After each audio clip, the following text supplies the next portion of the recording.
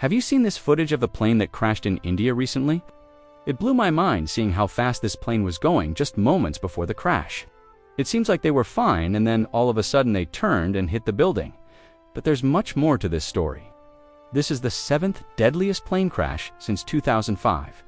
There were 274 people on board and only one survivor. In today's video, we're going to find out how this pilot managed to survive falling 625 meters. First, let's get some context around the Dreamliner 787. The 787. Dreamliner is a wide-body jet that was designed and built by Boeing commercial airplanes. It's been called one of the most technologically advanced commercial jets in the world. The 787's development was lengthy, but it was definitely worth the wait for airlines and passengers alike. This airplane is so efficient that it uses 20% less fuel per seat mile compared to competing airplanes. Not only that, but it's also capable of flying longer distances without refueling, making it perfect for long-haul flights. It was introduced to the market back in 2004, but delays in its production didn't allow it to be delivered until 5 years later. This wasn't due to any technical difficulties, but rather to keep the design competitive. The manufacturers wanted to add new technology as it became available. So the first 787 was delivered to an airline in 2011, and the first flight was in September 2009. Now, it's important to know that the main reason for this delay in delivery was not due to technical problems, but rather because the manufacturer wanted to keep the design of the 787 competitive and incorporate the latest technological advancements available at the time. In addition, these planes are used by several major airlines worldwide, including United Airlines, American Airlines, British Airways, and Air India. But now, let's talk about the disaster. On June 12, 2025, a Boeing 787 Dreamliner, operated by Air India Express, Flight 171 crashed during the initial climb phase following takeoff from Ahmedabad's Sardar, Vallabhai Patel International Airport bound for Bangalore. This resulted in the deaths of 272 passengers and crew and one individual on the ground. In order to understand the details of the crash, we need to go back to a previous incident. For years prior, in 2021, an identical 787 Dreamliner was forced to land in Turkey after suffering a fuel leak while flying from London to Hyderabad. Although both incidents involve the same type of aircraft, they appear to be unrelated. The accident in 2025 was preceded by a thorough investigation into the earlier incident, which ultimately resulted in the safe landing of the aircraft. However, both of these incidents raise questions about the reliability of the Boeing 787 Dreamliner. In the 2021 incident, the aircraft was able to land safely despite a fuel leak, indicating a potential issue with the aircraft's fuel system.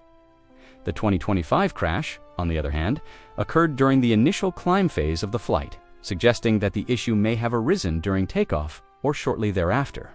One possible explanation for the crash is that the aircraft may have experienced a rapid decompression in the cabin, leading to a loss of pressure and a subsequent explosive decompression. A rapid decompression can occur due to a number of factors, including a malfunction in the aircraft's pressurization system, damage to the aircraft's fuselage, or a sudden increase in altitude. In the case of Flight 171, it's possible that a malfunction in the pressurization system could have led to a rapid decompression, causing the fuel leak and subsequent loss of control. Alternatively, it's also possible that the crash was caused by external factors, such as bird strike or wind shear. However, the fact that the aircraft was able to take off and climb to an altitude of 625 feet before crashing suggests that any external factors would have only played a minor role in the crash. So let's take a closer look at the timeline of the fatal flight. At 12:51 p.m., Air India Express Flight 171 took off from Ahmedabad's Sardar Vallabhai Patel International Airport bound for Bangalore. During the initial climb phase, the pilots reported no unusual technical issues and requested a climb to 39,000 feet. At 1:10 p.m., the pilots reported that the plane was level at 26,000 feet and were cleared to continue the climb to their requested altitude. At 1:11 p.m., the pilots acknowledged the clearance and informed air traffic control that they were on course. At 1:12 p.m., the pilots were cleared to a further 33,000 feet, but there was no response from the pilots. At 1:13 p.m., air traffic control attempted to contact the pilots again, but there was still no response. At 1:14 p.m., air traffic control noticed that the plane's transponder had stopped broadcasting. At 1:15 p.m., the plane was making a right turn toward the northeast and descending through 3,000 feet. And at 1:17 p.m., the plane continued descending and was less than 2,000 feet above ground level. Then at 1:34 p.m., the plane impacted terrain near a hospital. With regards to the plane's speed, the 787 Dreamliner has a maximum allowable speed of Mach 0.85 at 35,000 feet, which translates to approximately 689 miles per hour. At the time of the crash, however, Flight 171 was estimated to be traveling at well above this speed limit.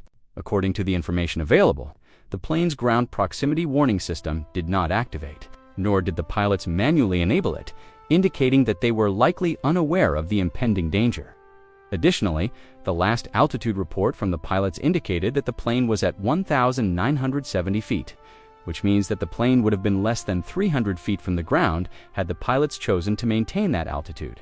There are many other technical details involved in this crash, but I think the biggest takeaway here is that the pilots were completely unaware of the situation they were in. Now, let's move on to the examination of the wreckage. The examination of the wreckage revealed that the aircraft's landing gear was not fully extended, which is a critical component for a safe flight. It's unclear whether the landing gear malfunctioned or if the pilots forgot to retract it. Now let's talk about the theory behind why this crash happened. A lot of this comes down to what's known as a RAT, or a Ram Air Turbine. Basically, the RAT is a small propeller located at the rear of the aircraft that can be deployed in the event of an engine failure. In case you're wondering how it works, it actually sucks in air and spins the generator, allowing the aircraft to power on essential systems in the event of an emergency. In the case of Flight 171, the RAT was deployed as the plane began to lose altitude, possibly due to an engine failure. However, the RAT-S deployment could have also contributed to the plane-S descent, as it was sucking in air and spinning, generating a lot of drag. Additionally, it's possible that the RAT was not deployed effectively, leading to a loss of power and control. This could have happened due to a number of factors, such as a blockage in the air intake or a malfunction in the deployment mechanism. Now, I know this might be a lot to take in, but it's important to understand the complexity of modern aircraft systems. For example, the aircraft's computer systems are responsible for controlling a variety of functions, including the engine thrust, the plane's orientation, and the activation of certain systems in the event of an emergency. These systems are designed to be extremely reliable, but they can malfunction just like anything else. There are several backup systems on board the aircraft that can take over in the event of a computer failure. For example, the aircraft has a standby computer that can take over in the event of a primary computer failure.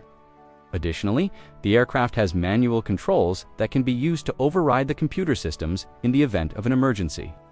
Now, it's not entirely clear what caused the crash, but there are a few possibilities. The first is that there was a dual engine failure.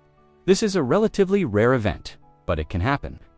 If both engines fail, the aircraft will begin to descend rapidly. The pilots would then need to deploy the RAT to keep the aircraft's systems powered on and attempt to restart the engines. However, in this case, the RAT may not have been deployed effectively, leading to a loss of power and control. Another possibility is that there was a problem with the aircraft's fuel system. Fuel contamination is a relatively common problem that can occur when water or other foreign objects get into the fuel.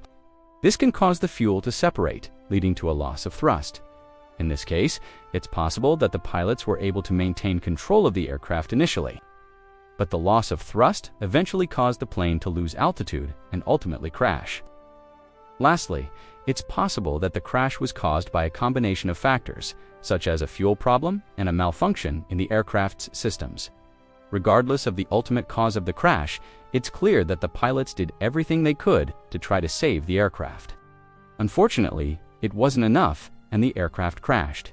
This is a devastating tragedy, and my thoughts are with the families and friends of those affected. That's all for now, folks. I hope you enjoyed this video and learned something new.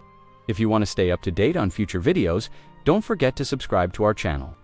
Until next time, happy flying!